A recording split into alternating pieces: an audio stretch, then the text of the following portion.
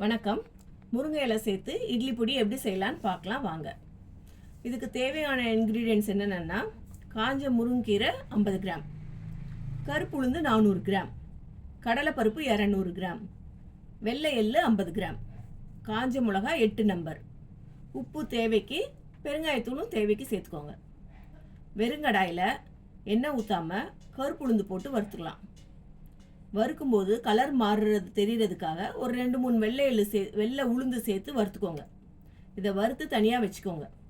அடுத்து காஞ்ச மிளகாயை வறுத்து தனியாக வச்சுக்கலாம்.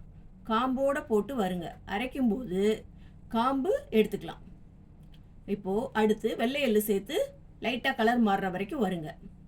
கடலைப்பருப்பை வறுத்துக்கோங்க. உப்பு போட்டுக்கோங்க.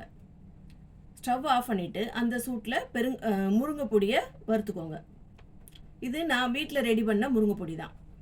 இப்போ எல்லாம் ஆறுனதும் பெருங்காயத்தூள் சேர்த்து கொரப்பாக அரைச்சிக்கோங்க. இதையே நீங்கள் நைஸாக அரைச்சா பருப்பு பொடி மாதிரி சாதத்தில் போட்டு நெய் ஊற்றி சாப்பிட்டுக்கலாம்.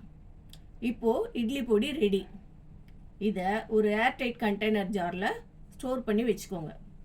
சப்போஸ் வீட்டில் செய்ய முடியாதவங்க ஸ்க்ரீனில் தெரிகிற நம்பருக்கு ஆர்டர் பண்ணுங்கள். தேங்க்யூ.